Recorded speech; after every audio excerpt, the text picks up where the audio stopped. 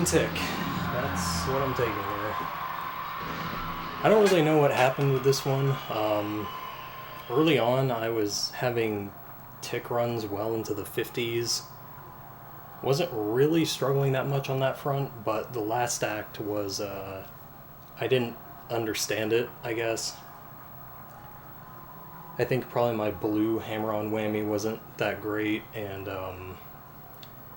I tried this adjusted act of my own volition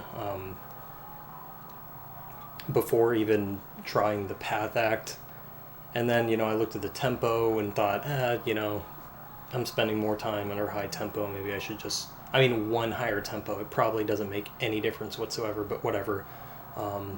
I should probably at least try the path act, see how that feels, and it felt a lot worse. I don't know why. The front end, I've always been pretty bad about back ends that end in that pattern, sustain the same fret. For some reason, it just... either I just get way ahead of myself, or... I don't know, it's just ironically a little harder to have your timing properly when there's not much going on screen, I guess. There's just like all this anticipation, I suppose. But also, like, straight up, the frame window for that first chord felt smaller. Yeah, I didn't push this particularly hard, mainly because the fifth act just kind of feels like a total crapshoot. I still have no idea really what to make of that. I'm not sure if it's beneficial to fish for early whammy and get ticks on the back end. I'm assuming it's not. I'm assuming the best thing you can do is just fish for just enough star power to get the yellow in with an early front end and keep all your ticks, but man, I have really no idea. I did not really figure anything out with this in all my playtime with it. I did try that a couple runs, and one of them I think was fairly successful, but like, I don't know if I missed the last act or something happened to that run. But then I had a couple runs that just died due to not getting the back end in, so I was like, I don't know, I don't really feel like deep diving into this, especially when there's probably like a better squeeze anyway.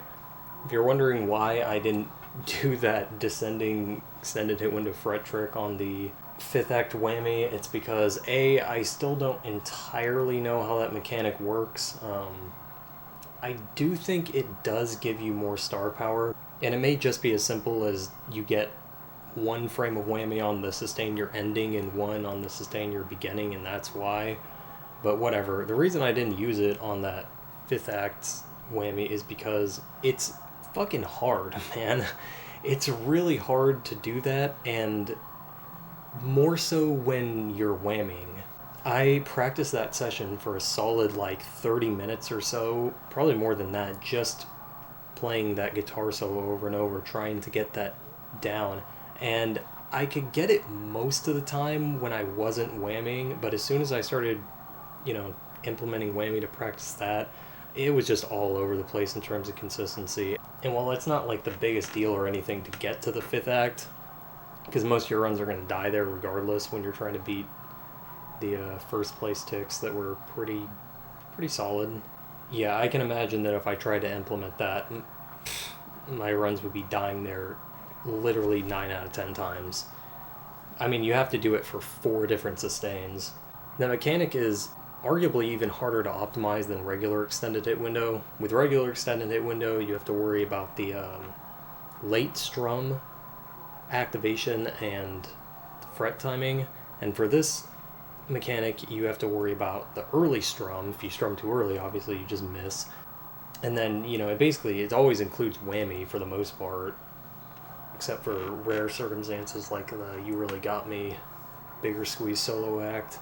Yeah, so you have that execution, and the worst thing about it is that you can't even tell, even though you should be able to tell by your timing if you're good enough. You can't even tell whether or not you miss because you fret the lower note too early or too late.